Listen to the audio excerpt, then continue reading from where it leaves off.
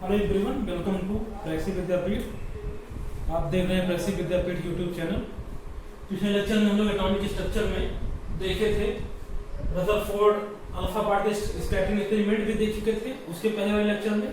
और जस्ट पहले वाले लेक्चर में हम लोग क्या देखे थे कि जो आपका नियरेस्ट अप्रोच होगा कि कोई भी अगर पॉजिटिव चार्ज होगा अगर मूव करेगा towards the nucleus of any atom तो आपका कितना क्लोज तक जाएगा, उसके बाद वहां से रिपल बैक हो जाएगा, क्योंकि चार्ज आपका क्या होगा, सेम चार्ज होगा। जो आपका सेम चार्ज होता है क्या करता है, रिपल्सन क्रिएट करता है। ठीक है, तो वहां पे नियरेस्ट अप्रोच या क्लोजेस्ट अप्रोच का फॉर्मूला हमने बताया था पिछले वाले लेक्चर में। और मोजर एक्सपेरिमेंट के बारे में बताया था कि कैसे हम लोग एटॉमिक नंबर को फाइंड आउट कर सकते हैं। मोजर ने अपना एक्सपेरिमेंट किया था जो कि एक्सरे का क्या था, फ्रीक्वेंसी था, उसका रूट लिया था और एटॉमिक नंबर के रेफरेंस में क्या किया था, उसका ग्राफ खींचा था। और एटॉमिक नंबर एल्युमिनियम से लेके स्टार्ट किया था 38 एटम एल्युमिनियम टू गोल्ड। तो आपको वहां तो क्या हुआ, उन्होंने एक रिलेशनशिप बता दिया। और उसके बाद क्या होगा कि आपका जो नया एटम होगा, जो नया डिस्कवरी होगा, उसका कितने एटॉमिक नंबर होगा वो फ्रीक्वेंसी के अकॉर्डिंग आप जाके वहां पर मैनेज कर लेंगे। एक अच्छा सा कर्व भी खींचा था, सारा कुछ हम लोग कर चुके थे। ठीक है, ड्रॉबैक भी हम लोगों ने देखा था रदरफोर्ड का। ड्रॉबैक क्या था कि एच लाइन स्पेक्ट्रम को एक तो एक्सप्लेन नहीं कर पाता, दूसरा स्टेबिलिटी ऑफ एटम को भी एक्सप्लेन नहीं कर पाता। उसके पहले तक इसका जो कन्वेंशन था, जो इनके पोस्टुलेट थे रदरफोर्ड के, वो लोग मानते थे, क्योंकि तब तक मैक्सवेल ने अपना थ्योरी नहीं दिया था, इसको हम लोग क्या बोलते थे, इलेक्ट्रोमैग्नेटिक वेव थ्योरी। उसके अकॉर्डिंग कोई भी अगर चार्ज पार्टिकल है, अगर वो मूव करता रहेगा तो मूव करेगा तो कॉन्टिन्यूसली क्या करेगा, एनर्जी इमिट करेगा। तो एनर्जी इमिट करेगा तो वही सेम काम किसके साथ होगा, इलेक्ट्रॉन के साथ होगा। सेम बिहेवियर होगा इलेक्ट्रॉन के साथ। तो इलेक्ट्रॉन धीरे धीरे एनर्जी लॉस करते करते जिसके नाते क्या होगा, उसका रेडियस भी छोटा करते जाएगा और लास्ट में क्या हो जाएगा, फॉल डाउन, गिर जाएगा कहां पे आके, न्यूक्लियस में। और वहां से स्टेबिलिटी ऑफ एटम को डिफाइन नहीं कर पाए रदरफोर्ड। इसके बाद इस पे काम किया बोर ने।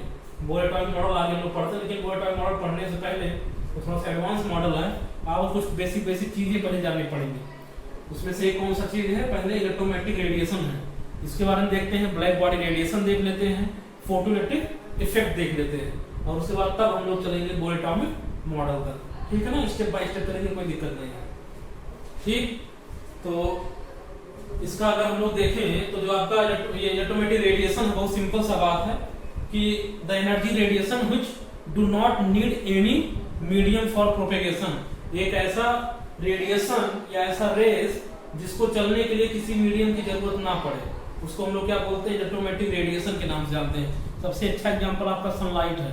सनलाइट को हम लोग जानते हैं आता है सन से, जो कि यहाँ से काफी दूर है, और बीच में आपका वैक्यूम ही है। एटमॉस्फेयर के बाद क्या है, अर्थ के ऊपर वैक्यूम है, लेकिन आपके अर्थ के सरफेस तक पहुंच जाता है जो आपका सनरेज है। यानी कि बिना मीडियम में भी क्या कर सकता है, मीडियम की जरूरत भी नहीं, उसमें भी ये मूव कर सकता है। तो ऐसे रेस को, ऐसे रेडिएशंस को हम लोग क्या बोलते हैं, इलेक्ट्रोमैग्नेटिक रेडिएशन बोलते हैं। इसका एग्जांपल अगर आप करना चाहें तो सिंपली क्या लिख सकते हैं एग्जांपल में, जो आपका सनलाइट है। सनलाइट इसका सबसे अच्छा एग्जांपल, कौन सा एग्जांपल, नेचुरल एग्जांपल। ठीक है ना। दूसरा अगर बात करें कि आर्टिफिशियल तरीके से भी आप क्या कर सकते हैं, जो इलेक्ट्रोमैग्नेटिक रेडिएशन उसको आप जनरेट कर सकते हैं, प्रोड्यूस कर सकते हैं। इसके दो तरीके हैं, या तो आप कोई एक चार्ज पार्टिकल ले लीजिए और उसको ऑक्सीलेट करवा दीजिए कहां पर, मैग्नेटिक फील्ड में। या फिर इसका दूसरा तरीका क्या है कि कोई आप मैग्नेटिक बार ले लीजिए और कहां उसको ऑक्सीलेट करवा दिए, इलेक्ट्रिक फील्ड में। यानी कि मैग्नेटिक बार को इलेक्ट्रिक फील्ड में और चार्ज को मैग्नेटिक फील्ड में। इस तरीके से अगर आप ऑक्सीलेट करवाएंगे तो क्या जनरेट हो जाएगा, क्या प्रोड्यूस हो जाएगा, आपका इलेक्ट्रोमैग्नेटिक रेडिएशन वहां से प्रोड्यूस हो जाएगा। ठीक है। तीसरी सबसे जरूरी बात कि जो आपका रेडिएशन होगा, जो आपका रेडिएशन होगा, इसमें दो तरह के फील्ड होंगे। एक आपका होगा इलेक्ट्रिक फील्ड, दूसरा क्या होगा, मैग्नेटिक फील्ड, और दोनों एक दूसरे के परपेंडिकुलर होंगे। यानी कि क्या करेंगे, जो दोनों का ऑक्सीलेशन का डायरेक्शन होगा क्या होगा, एक दूसरे से 90 डिग्री बनाते हुए जाएगा। ठीक है, कुछ इस तरीके से 90 डिग्री बनाते हुए जाएगा। जैसे ये अगर मैं मानता हूं कि आपका कोई रेडिएशन अगर ये इसे मूव करना चाहे तो एक फील्ड का डायरेक्शन ऐसे ऐसे होगा, जैसे ये ऊपर वाला, ये वाला जैसे हमने मार्कर कर दिया, तो उसका डायरेक्शन प्रोपेगेशन का ऐसे ऐसे मूव करेगा। डायरेक्शन में एक ये होगा और एक ऐसे ऐसे होगा, जो कि इसके परपेंडिकुलर रहेगा, ऐसे ऐसे ऑक्सीलेट करेगा। तो दोनों के बीच में कितना एंगल है, 90 डिग्री का एंगल।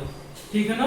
तो इसके पास दोनों फील्ड है, क्योंकि हम लोग कर क्या रहे थे, हम लोग आखिर चार्ज, हम लोग इसको कैसे कनेक्ट किए थे, दसों में दोनों फील्ड था। अरे एक हमने चार्ज पार्टिकल लिया था तो मैग्नेटिक फील्ड में किया था, तो वहां से उसके पास दोनों फील्ड आएगा। या इसको वाइस वर्सा क्या कहते थे, कि मैग्नेटिक बार था उसको इलेक्ट्रिक फील्ड मैंने क्या करवाया था, ऑक्सीलेट करवाया था, तो उसमें दोनों तरीके के फील्ड आ जाते हैं। तो अगर मैं उसको यहाँ पे एक ग्राफ के जरिए अगर मैं डिनोट करने की कोशिश करूँ, कुछ ऐसा दिखेगा, ये ऐसे अगर कर दिए, वेव कुछ इस तरीके से मूव करता है, ठीक।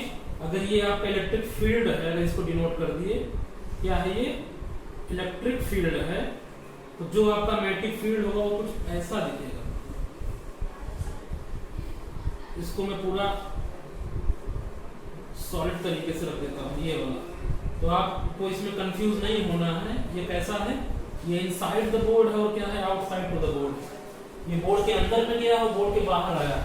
तो अगर ध्यान से देखें, ये आपका अगर वो इलेक्ट्रिक फील्ड था तो ये क्या रहेगा, मैग्नेटिक फील्ड, ठीक है। जो आपका इलेक्ट्रिक फील्ड, जो आपका मैग्नेटिक फील्ड है, इनके बीच का एंगल कितना है, दोनों के बीच का एंगल कितना है, 90 डिग्री। और ये जो है मेरा, ये अगर मेरा क्या बोल देते हैं, डायरेक्शन ऑफ प्रोपेगेशन, इसको क्या बोल देते हैं, डायरेक्शन ऑफ प्रोपेगेशन।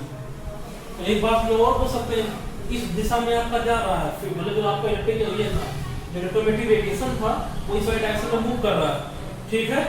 लेकिन साथ में जो उसका ऑक्सीलेटर, जो ऑक्सीलेशन का, जो ऑक्सीलेशन का डायरेक्शन है, वो कुछ इस तरीके से रहेगा। दरअसल जो इलेक्ट्रिक फील्ड है, जो आपका मैग्नेटिक फील्ड है, और जो आपका डायरेक्शन ऑफ प्रोपेगेशन, अगर मैं इसको x से लिख दूं, तो इन तीनों के बीच का एंगल कितना है, 90 डिग्री है। इन तीनों के बीच का एंगल कितना है, 90 डिग्री है, ठीक। तो इसको हम लोग बोलते हैं इलेक्ट्रोमैग्नेटिक रेडिएशन, और उसको शॉर्ट फॉर्म में हम लोग EMR से भी लिख सकते हैं। तो कुछ हम लोग इसके कैरेक्टरिस्टिक देखते हैं, जो कि काम आएगा आगे। आगे लोग देखते हैं कि characteristics of EMR, electromagnetic radiation, क्या क्या देख सकते हैं। सबसे पहला बात, इनका अगर स्पीड का बात करें, तो हम लोग एग्जांपल क्या लेते हैं, सनलाइट तो आपका EMR है।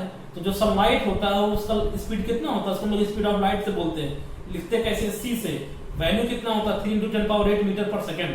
तो जो भी आपका EMR है, उसका स्पीड, उसका वेलोसिटी किसके बराबर होगा, स्पीड ऑफ लाइट के बराबर। तो लिख सकते हैं कि स्पीड ऑफ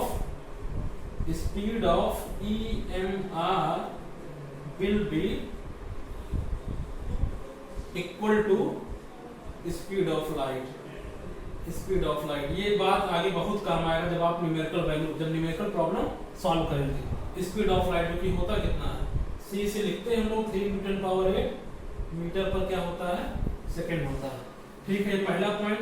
दूसरा पॉइंट जरूरी हम लोग क्या लिख सकते हैं कि जो आपका इलेक्ट्रिक फील्ड है, उसको अगर मैं कैपिटल E से लिखूं, जो कि वेक्टर क्वांटिटी है, ये परपेंडिकुलर होगा किसके, मैग्नेटिक फील्ड के, जो कि क्या है वेक्टर क्वांटिटी लिखते हैं कैसे, b से, और ये भी किसके परपेंडिकुलर होगा, x, जो कि डायरेक्शन ऑफ क्या, प्रोपेगेशन। ये तीनों क्या बनाएंगे, एक दूसरे से 90 डिग्री बनाएंगे।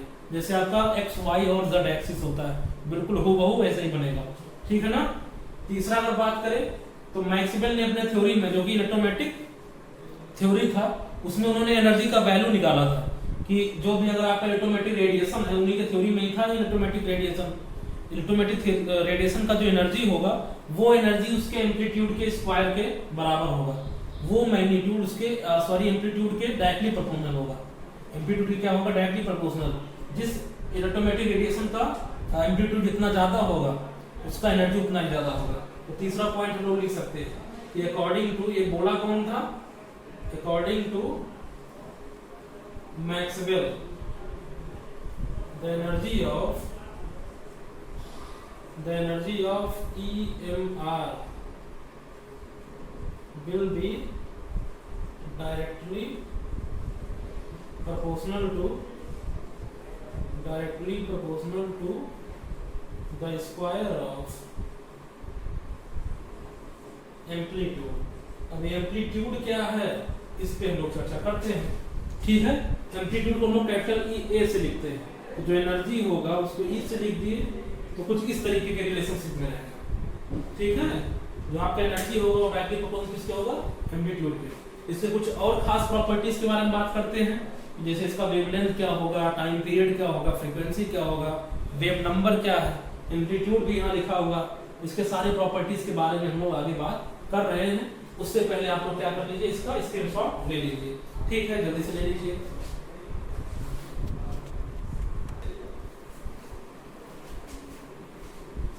ठीक है, अब आगे बात करते हैं। अगर मैं एक वेव को, इलेक्ट्रोमैग्नेटिक रेडिएशन को, उसी को वेव से भी बोल रहा हूँ, अगर मैं इसको रिप्रेजेंट करने की कोशिश करूँ तो कैसा दिखेगा? किस तरीके से आपका वेव दिखता है, मतलब इस तरीके से क्या करेगा, मूव करेगा। तो अगर कुछ बच्चा आप लोगों में से कुछ पढ़े होंगे, साइन एक्स का कर्व पढ़े होंगे, साइन एक्स का कर्व कैसे मूव करता है, कुछ इस तरीके से। यहाँ आपका वाई रहता था, इधर क्या रहता था, एक्स। तो ये साइन के कर्व को फॉलो करता है कोई अगर वेव आपका मूव करता है, तो इसको बोलते हैं कि साइनोसॉइडल वेव के नाम से भी जानते हैं। ये सारा बात आप पढ़ोगे डिफरेंस में, आपको सारा कुछ बताया जाएगा। ठीक है, फिर उतना हम लोगों को नहीं ज्यादा जानना है, मैं कुछ कुछ बातें बताता हूँ जो कि केमिस्ट्री में आगे जरूरत पड़ेगा। ठीक, तो ये जो सबसे हाई वाला पॉइंट में होगा, यानी कि जो मैक्सिमम वाला पॉइंट होता है, जो एकदम ऊपर वाला पॉइंट है, इसको हम लोग क्रेस्ट के नाम से जानते हैं। इसको क्या बोलते हैं, क्रेस्ट। और ये नीचे वाले पॉइंट को लोग क्या बोलते हैं, ट्रफ, TRUF, ट्रफ। ठीक है ना, ये आपका क्रेस्ट का काम करता है, दूसरा कौन सा करता है, ट्रफ का काम कर रहा है। ठीक है, अच्छा, अब रही बात एम्पलीट्यूड को क्या बोलते हैं, तो एक एक सारे प्रॉपर्टीज को मैं लिखते जा रहा हूँ, डिफाइन करते जा रहा हूँ, आप लोग समझते गए। ये क्या है, डायरेक्शन ऑफ प्रोपेगेशन है, एक्स था, और ये ऐसे हमने कोई वाई मान लिया है, इस वाले एक्सिस पे क्या है, वाई वर्सेस एक्स का कर्व है। ये डिस्प्लेसमेंट बताया गया, क्या बताएगा, मैक्सिमम, सॉरी ये आपका बताएगा प्रोपेगेशन एक्स वाला एक्सिस, और ये क्या बताएगा, इसके अलोंग क्या बता रहा है, ये ऑक्सीलेट कर रहा है, जो आपका वेव क्या कर रहा है, ऑक्सीलेट करवा रहा है। ऐसे ऑक्सीलेशन के अंदर में दो अलग अलग बात होगा, ये इलेक्ट्रिक फील्ड भी होगा, दूसरा मैग्नेटिक फील्ड भी होगा। और जो इलेक्ट्रिक फील्ड होगा, जो मैग्नेटिक फील्ड होगा, उन दोनों के बीच में भी कितना एंगल होगा, 90 डिग्री, जो इसके पहले हमने यहाँ बताया था, अभी तो फिगर बनाए थे। ठीक है ना, फिर उस पर आपको ज्यादा जोर नहीं देना, आपको प्रॉपर्टी देखना। ठीक, वो सारी बातें आप पढ़ोगे आगे आगे।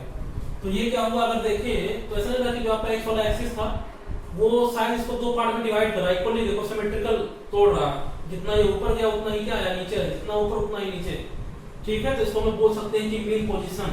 मीन पोजीशन मतलब एकदम बीचों बीच में, उस पूरे कर्व को क्या कर रहा, दो पार्ट में डिवाइड कर रहा। तो मीन पोजीशन को ही हम लोग क्या करेंगे, रेफरेंस पॉइंट मानेंगे, और उसी के अकॉर्डिंग क्या करेंगे, हम लोग डिफिनेशन देना शुरू कर देंगे। तो मीन पॉइंट से जो आपका मीन पोजीशन था, उससे जो हाइट होगा क्रेस्ट का, ये क्या है, क्रेस्ट का हाइट, और जितना क्रेस्ट का हाइट होगा उतना ही ट्रफ का भी डेप्थ होगा, नीचे की तरफ आएगा। बस आपका हाइट जो लंबाई है, जो लेंथ होगा उतना ही है, बट साइन आपका क्या है, अपोजिट है। ऊपर आपका पॉजिटिव में मेजर करेंगे, नीचे किसमें मेजर करेंगे, नेगेटिव में। ठीक है, तो जो आपका एम्पलीट्यूड है उसको कैसे डिफाइन करते हैं, एम्पलीट्यूड को कैपिटल ए से लिखते हैं, बहुत सिंपल इसको डिफाइन कर सकते हैं। ठीक है ना, क्या लिख सकते हैं कि the height of crest or depth of trough of EMR, electromagnetic radiation, is called amplitude। उसी को हम लोग क्या बोलते हैं, एम्पलीट्यूड के नाम से जानते हैं। बहुत सिंपल बात, अलग अलग बुक में अलग अलग डिफिनेशन लिखा होगा, मैं उसको बहुत सिंपल तरीके में बताने की कोशिश कर रहा हूँ आपको। ऐसे बुक में भी लिखा होगा कि the maximum displacement from mean position, कितना मैक्सिमम डिस्प्लेस हो गया, कहां से, मीन पोजीशन से, उसी को क्या बोलते हैं, एम्पलीट्यूड। बात वही है, आप मेजर कहां कर रहे हो, मेजर कहां से कर रहे हैं, मीन पोजीशन से। इसको हम लोग मीन पोजीशन के नाम से जानते हैं। क्या इसको बोलते हैं, मीन पोजीशन। यहाँ तो सारे बच्चे कवर कर पाए। ठीक है, आगे बढ़ते हैं। दूसरा प्रॉपर्टी आता है वेवलेंथ। नाम से पता लग रहा है वेवलेंथ मतलब एक वेव की लंबाई। लिखते कैसे हैं, सिंबल को हम लैम्डा बोलते हैं। क्या बोलते हैं इसको, लैम्डा, LAMBDA, जो कि एक लैटिन वर्ड है। लैम्डा मतलब एक वेव की लंबाई, सिंपल बात ये है, लेंथ ऑफ ए वेव। कैसे उसको समझेंगे, एक वेव तो वेव तो पूरा मूव करता जाएगा, ऐसा तो है नहीं कि बीच में डिस्क्रीट फॉर्म में आ जाएगा, ऐसा तो नहीं, पूरा का पूरा कंटीन्यूअस है ना, चलता जाएगा, कहीं खत्म थोड़ी ना होगा। तो एक वेव को आप कैसे मेजर करोगे, उसका बड़ा सिंपल तरीका बताया गया। क्या कि दो क्रस्ट, दो कॉन्सिक्यूटिव, अल्टरनेटिव नहीं, क्योंकि ये वेव ऐसे फिर आएगा आगे, तो यहां से यहां तक का भी तो कोई लड़का अगर लेंथ मेजर कर सकता है, तो वो क्या हो जाएगा, आप अल्टरनेट क्रस्ट ले लिया, यानी कि एक क्रस्ट को आपने छोड़ दिया, वो नहीं करना है, कॉन्सिक्यूटिव लगातार।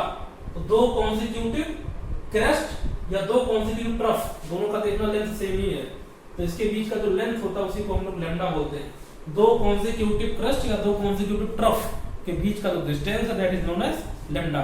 ठीक है, डेफिनेशन लिख देते हैं। The distance between between two consecutive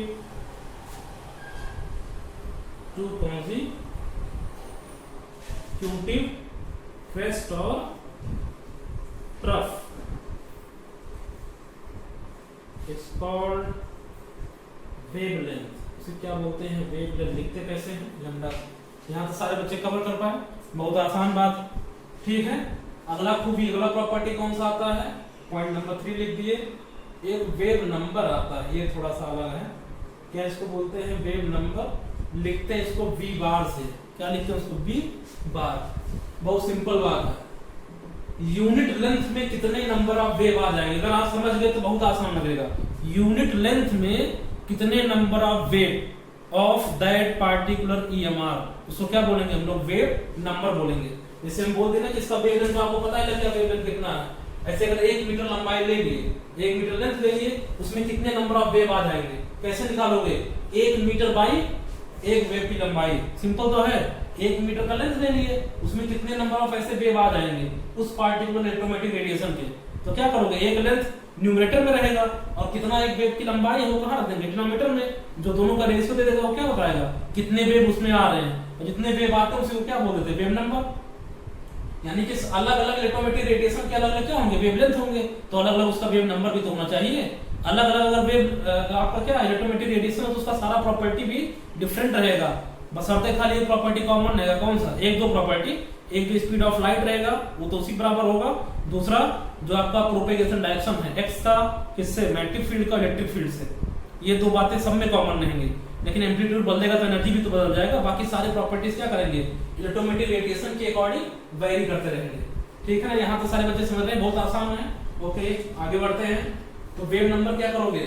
कि द नंबर ऑफ, सिंपली लिख सकते हैं कि the number of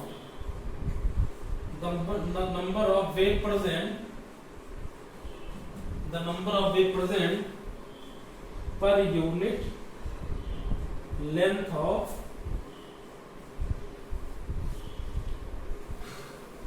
the number of wave present per unit length। Simple बात है, the number of wave present per unit length।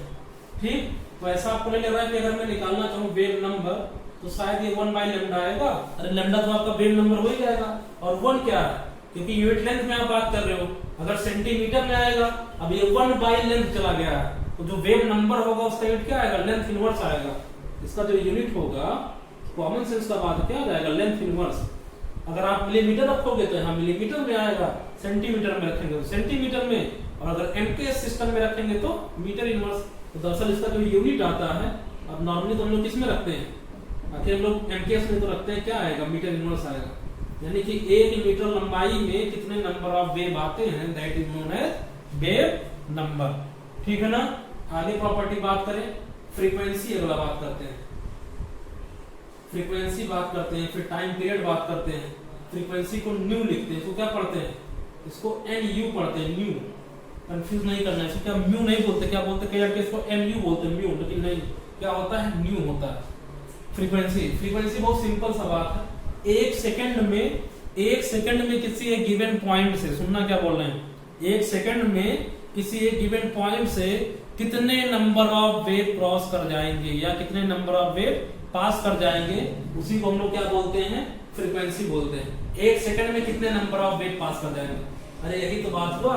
मानते हैं यहाँ पॉइंट हमने फिक्स कर दिया, टाइम देख रहे हैं, 1 सेकंड हुआ, उसमें कितने वेव क्रॉस कर गए होंगे, क्योंकि वेव का स्पीड तो काफी तेज है ना, स्पीड ऑफ लाइट के बराबर है। तो 1 सेकंड में पता नहीं कितने वेव निकल जाएंगे, तो कितने वेव निकल गए वही उसका क्या बोला जाएगा? फ्रीक्वेंसी। क्योंकि अलग अलग अगर वेव होगा तो अलग अलग फ्रीक्वेंसी भी होगा, क्योंकि सबका अलग अलग क्या होगा? लैम्डा होगा। ठीक है ना? सारी बातें एकदम क्लियर हैं। तो इसको लिख रहे हैं, क्या लिखेंगे? कि the number of wave passes through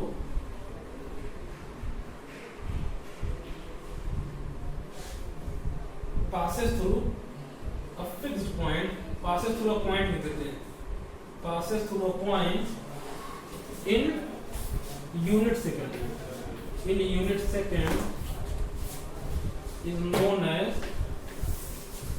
known as frequency। इसी को हम लोग क्या बोलते हैं? फ्रीक्वेंसी से लिखते हैं। ठीक है ना? बहुत सिंपल सा बात है, उसे क्या बोलते हैं? फ्रीक्वेंसी बोलते हैं। उसे क्या बोलते हैं, फ्रीक्वेंसी बोल देते हैं। ठीक, अब फ्रीक्वेंसी के बाद अगला वाला प्रॉपर्टी देखते हैं। बच्चे 7 प्रॉपर्टी खाली पढ़ना है। अगला कौन सा आएगा, टाइम पीरियड। ये भी काफी सिंपल है, टाइम पीरियड। तो ठीक है बच्चों, क्या दे रहे थे, अगला टाइम पीरियड। तो अगला देखते हैं टाइम पीरियड लिखते कैसे हैं, कैपिटल टी से। ये बहुत सिंपल है, तो जैसे फ्रीक्वेंसी वैसे आपका क्या है, टाइम पीरियड। एक वेव को क्रॉस करने में कितना टाइम लग रहा है, यहाँ पर क्या हुआ, 1 सेकंड में कितना वेव क्रॉस हुआ।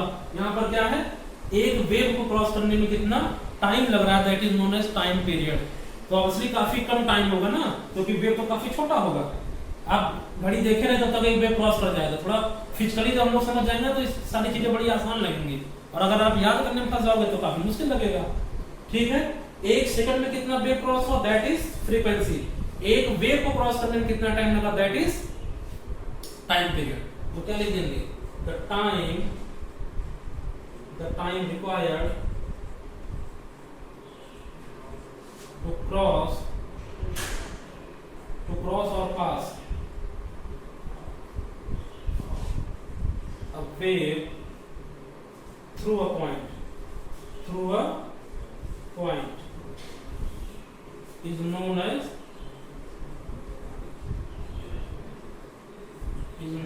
Time period. उसी को क्या बोलते हैं लोग, टाइम पीरियड बोलते हैं।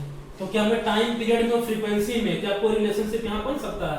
अगर बना देंगे तो आपको न्यूमेरिकल प्रॉब्लम सॉल्व करने में काफी आसानी होगा। देख लेते हैं क्या है। 1 सेकंड में आपका कितना वेव पास किया था, अरे न्यू के बराबर नहीं पास किया था। 1 सेकंड में कितना पास किया, न्यू के बराबर। अब बताओ आपको टाइम लगेगा और कितना वेव क्रॉस करवाना, 1 वेव। यहाँ देखो इस साइड में टाइम लिखा है, 1 सेकंड में म्यू के बराबर फ्रीक्वेंसी, सॉरी म्यू के बराबर क्या निकला, वेव लेंथ। और एक वेव को क्रॉस करने में कितना टाइम लगेगा, टी। दोनों में रिलेशनशिप क्या बोल सकता है, ऐसा आपको नहीं लगा कि ये इनवर्सली प्रोपोर्शनल हो जाएगा, T into frequency equal to कितना हो जाएगा, 1 हो जाएगा। क्रॉस मल्टीप्लाई कर लेते हैं, ऐसा तो हम लोग बहुत बचपन में करते थे 6th 7th में।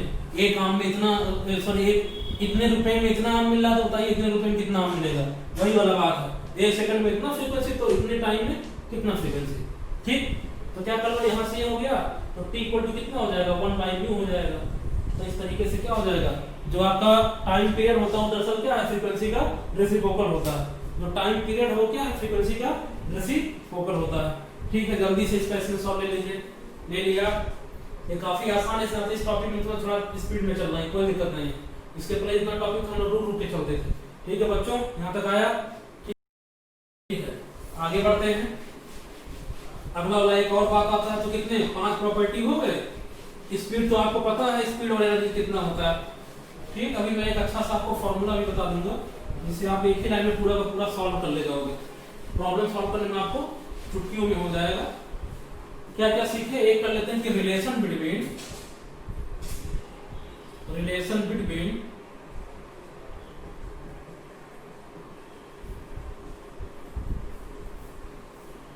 किसमें स्पीड, फ्रीक्वेंसी एंड वेवलेंथ, जो कि काफी काम का फॉर्मूला है। अब आपको स्पीड भी पता है, फ्रीक्वेंसी भी पता है और वेवलेंथ भी पता है। क्या इन तीनों में कोई रिलेशनशिप बन सकता है? ऑब्वियसली बन सकता है। स्पीड इक्वल टू हम लोगों को क्या सिखाया गया है बचपन में, स्पीड इक्वल टू, यहाँ पे तो स्पीड सी हो जाएगा। बात तो वही है ना, स्पीड ही तो है आगे। क्या होगा, डिस्टेंस, कितना डिस्टेंस कवर हुआ, और बाई क्या हो जाता है, टाइम। अगर जितना डिस्टेंस आपको कवर करना है, उस डिस्टेंस को कवर करने में आपको उतना टाइम पता है कि कितने टाइम वो डिस्टेंस कवर हुआ है, तो उसी का जो रेशियो होगा that is known as speed. ठीक है, अब यहाँ पे मैं लैम्डा में रिलेशनशिप जानना चाह रहे हैं। लैम्डा है क्या, एक वेव की लंबाई, और एक वेव को कवर करने में कितना टाइम खा रहा है, टी के बराबर। एक वेव को कवर करने में कितना टाइम खाता है, टाइम पीरियड के बराबर नहीं खा रहा, दोनों सारा बात पता है, टाइम भी पता है। तो c इक्वल टू क्या है, डिस्टेंस कितना है, लैम्डा, कितना टाइम खा रहा है, टी। इतना बात सही है। अब देखो भाई, इसको ध्यान से मैं लिखना चाहूँ तो लैम्डा इंटू 1/t नहीं हो जाएगा, और 1/t इक्वल टू क्या होगा, यही तो फ्रीक्वेंसी होता है, लिखे तो है। तो ये वाला वैल्यू जाके यहाँ पुट कर देते, तो c इक्वल टू कितना हो जाएगा, लैम्डा इंटू म्यू। यहाँ से म्यू इक्वल टू कितना हो जाएगा, c बाय लैम्डा। इस तरीके से फ्रीक्वेंसी में ये फॉर्मूला आपको काफी काम करेगा। इस तरीके से हम लोग फ्रीक्वेंसी में, स्पीड ऑफ लाइट में और वेवलेंथ में रिलेशनशिप क्या कर सकते हैं, बना सकते हैं। ठीक है, यहाँ तो सारे बच्चे कर लिए, जल्दी से कर लीजिए। एक बार फिर से स्क्रीनशॉट ले लीजिए, फिर मैं पूरा वर्क करता हूँ। ले लिया, ठीक। अब आगे क्या करते हैं, एनर्जी में इसका रिलेशनशिप बता देते हैं एक साथ। तो अभी तक कितना कितना बात सीखे, उसको इकट्ठा कर लेते हैं। क्या वेव नंबर का रिलेशनशिप किससे देख लिए हम लोग, वेवलेंथ से देख लिए हैं। वेव नंबर का किससे देख लिए, वेवलेंथ से। अच्छा, एक रिलेशनशिप तब बताएंगे जब हम लोग क्या करेंगे, क्वांटम थ्योरी पढ़ेंगे। मैक्सवेल ने क्या दिया था, सॉरी एक प्लैंक्स नाम के साइंटिस्ट थे, मैक्स प्लैंक, उन्होंने अपना एक क्वांटम थ्योरी दिया था। जो वो क्वांटम थ्योरी हम लोग पढ़ेंगे तब इसका रिलेशनशिप बताएंगे। ठीक है ना, तो यहाँ तक हो गया। अब आगे देखते हैं हम लोग। अगर इस पे कुछ एक दो न्यूमेरिकल करना हो तो हम लोग कर सकते हैं आराम से। जैसे आपको अगर वेव नंबर पता है, एक दो में क्वेश्चन करवा देता हूँ। जैसे क्वेश्चन नंबर 1 बोल देते हैं कि if the wavelength of a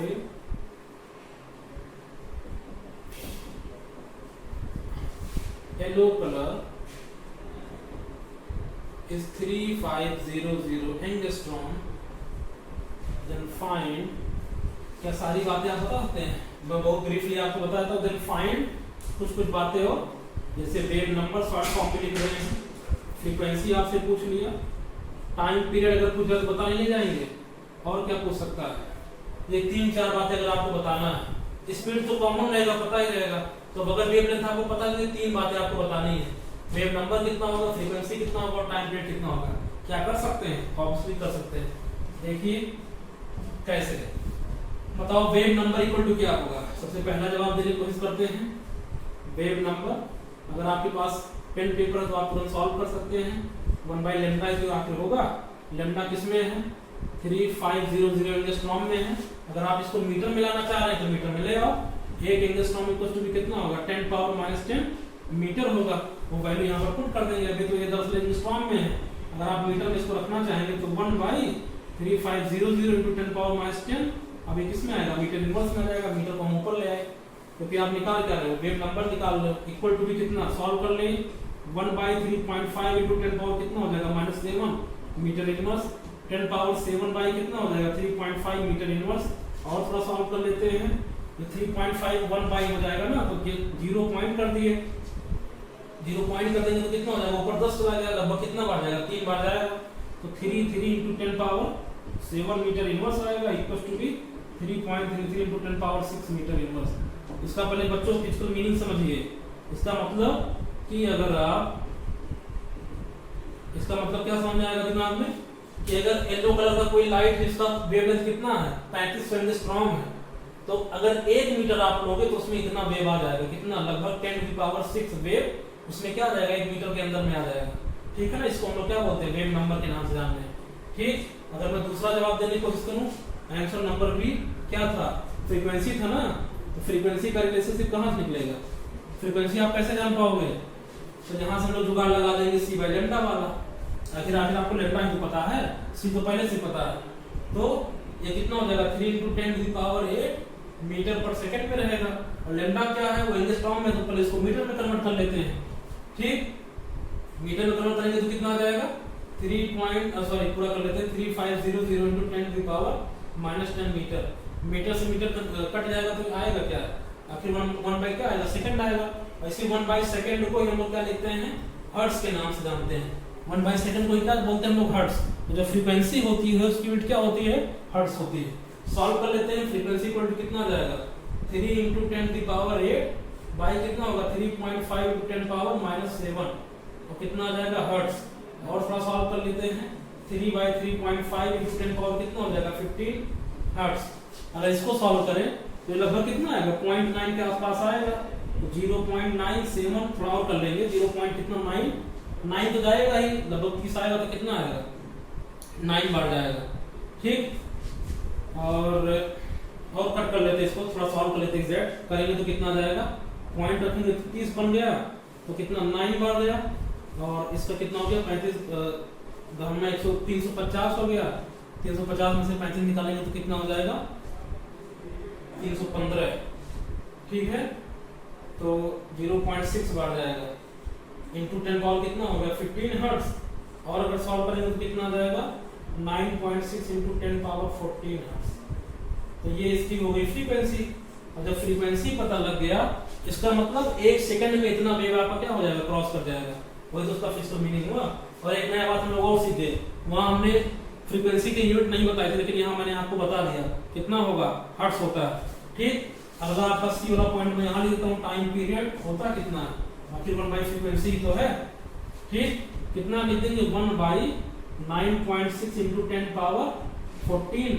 अब 1/सेकंड का 1/, है तो ये ऊपर जाएगा क्या बन जाएगा सेकंड, और टाइम का आना भी सेकंड चाहिए, तो 1/9.6 into 10 power -14 second. 0.11 into 10 power कितना आ जाएगा -14 सेकंड। और सॉल्व करेंगे 1.1 इंटू 10 पावर -15 सेकंड। तो इस तरीके से इसका फिजिकल मीनिंग क्या निकल के आएगा कि एक वेव को खाली इतने ही सेकंड में पलक आप झपकेंगे, इसका मतलब क्या होगा, बहुत छोटा। 10 पावर -15 को क्या बोलते हैं, फेम्टो बोलते हैं। सब सारे बच्चों को याद होगा ना, deci, centi, milli, micro, nano, pico, femto, atto, deca, hecto, kilo, mega, giga, tera peta, exa, जो कि प्रीफिक्स होता है किसमें, कोई भी जो आपका इनकेस पद्धति का जो आपका यूनिट होता है, इनकेस सिस्टम का, उसमें आप प्रीफिक्स लगा सकते हैं ना उसका। जैसे मीटर के आगे सेंटी लगा दे तो सेंटीमीटर, तो कितना सेंटीमीटर 10 पावर -2, जो आपका मीटर में करेंगे तो कितना आएगा 10 पावर -2 ही तो आखिर आएगा। 10 power -2 centimetre, sorry 10 power -2 metre equals to 1 centimetre, यानी कि 100 सेंटीमीटर 1 मीटर के बराबर होगा। तो वही 10 पावर -15 है। 10 पावर -15 पता कितना होता है, फेम्टो होता है। तो ये फेम्टो सेकंड भी नहीं, यानी कि 1.1 फेम्टो सेकंड, जो कि कितना छोटा है आप एज्यूम कर लीजिए, उतना ही टाइम लगेगा इस वेव को क्रॉस करने में, निकल जाएगा उतनी देर में। ठीक है, तो पहले फिजिकल मीनिंग समझना बहुत जरूरी है। ठीक है बच्चे, तो यहाँ तो सबका हो गया होगा। अब नेक्स्ट वाले क्लास में हम लोग देखेंगे इसके आगे, इसका डुअल नेचर हम लोग देखेंगे। जो आपका इलेक्ट्रोमैग्नेटिक रेडिएशन होता है उसका डुअल नेचर है। डुअल नेचर में एक वेव नेचर होता है, दूसरा पार्टिकल नेचर है। तो वेव नेचर दरअसल आपको नहीं पढ़ना, आपको कौन सा नेचर पढ़ना है, पार्टिकल नेचर। और पार्टिकल नेचर के अंदर में 2 थ्योरीज हैं, एक ब्लैक बॉडी रेडिएशन और दूसरा फोटो इलेक्ट्रिक इफेक्ट। तो इन दोनों के बारे में चर्चा करना है। जब ये पढ़ लेंगे तब हम लोग चलेंगे इलेक्ट्रॉन, उसके बारे में क्या पढ़ेंगे, बोहर एटॉमिक मॉडल, जो कि आपको क्या है, थोड़ा सा वो ज्यादा चीजों को एक्सप्लेन कर पाता है एक एटम के बारे में। लेकिन वो पढ़ने से पहले थोड़ा सा हम लोग भूमिका बना रहे हैं, क्योंकि बिना ये जाने आप वहां नहीं काम कर पाओगे। ठीक है, क्योंकि जो आपका बोहर एटॉमिक मॉडल आएगा वही स्पेक्ट्रम के बारे में बताया है, और स्पेक्ट्रम जब आएगा तो स्पेक्ट्रम का मतलब वेव, और वेव का मतलब वेव से जुड़ी हुई सारी प्रॉपर्टीज को आपको जानना बहुत जरूरी है, जिसमें से सारी प्रॉपर्टीज हमने बताया। न्यूमेरिकल एक ही न्यूमेरिकल करवा पाए, टाइम कम है, आप और न्यूमेरिकल इस पर कर सकते हैं, आपके बुक में दिया गया होगा। ठीक है ना, तो यहाँ तक कर लीजिए। Thank you.